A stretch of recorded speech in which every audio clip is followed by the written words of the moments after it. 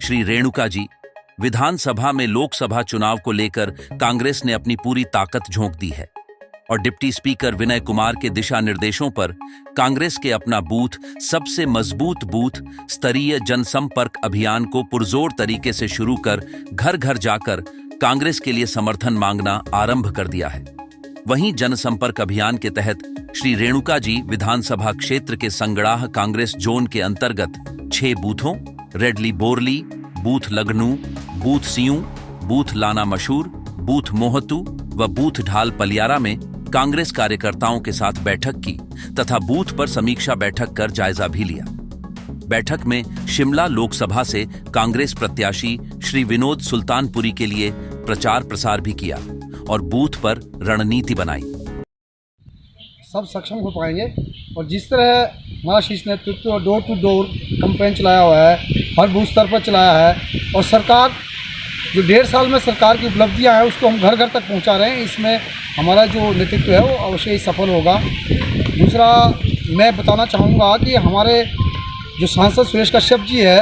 उन्होंने जिस तरह की धोखाधड़ी हमारे गांव के साथ की है, बोले टू सियूं जो रोड बना है उसमें उनका जो फट्टा लगा हुआ है, लेकिन उन्होंने सिर्फ फट्टा ही फट्टा लगाया, लेकिन जो उस रोड पे बस चलाई है वो माननीय सांसद विनय कुमार ने चलाई है। उसके लिए जो हमारा यहाँ का बूथ है वो सुरेश कश्यप जी को 1 तारीख को जवाब अवश्य देगा। श्री रेणुका जी विधानसभा क्षेत्र के अंदर पिछले 10 दिनों से हमारे जो कांग्रेस के कार्यकर्ता है अलग अलग जोन में बूथ स्तर पर जनसंपर्क अभियान चलाया है और बूथ स्तर पर कार्यकर्ताओं से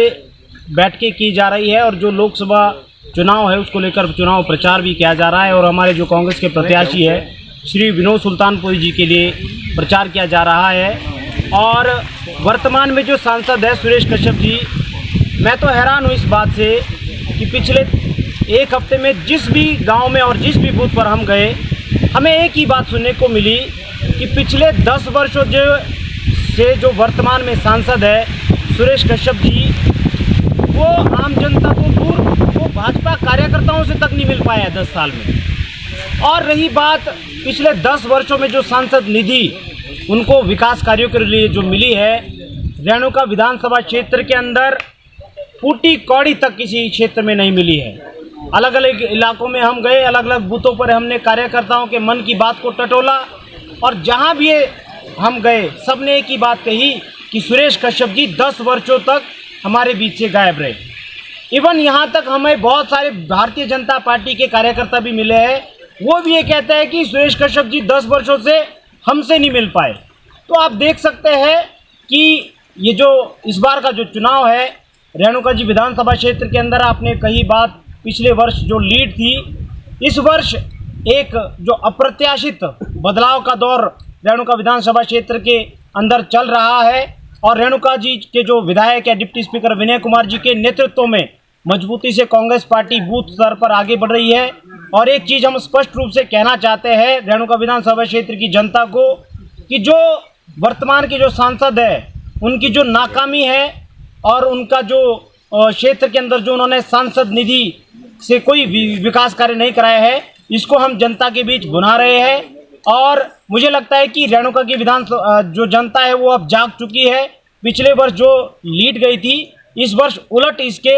5 से 10 हज़ार से कांग्रेस पार्टी रेणुका विधानसभा क्षेत्र में लीड करने जा रही है। और ये जो लीड होगी ये आने वाले 4 वर्षों में हिमाचल कांग्रेस सरकार का जो नेतृत्व है ठाकुर सुखविंदर सिंह सुक्खू जी और रेणुका का जो नेतृत्व है हमारे डिप्टी स्पीकर विनय कुमार, उनके नेतृत्व में विकास के लिए रेणुका की जनता वोट करेगी, ये हम जनता को बता रहे हैं। हमारी बूथ समीक्षा बैठकें चल रही है। हम लगभग अभी तक 16 बूथ पे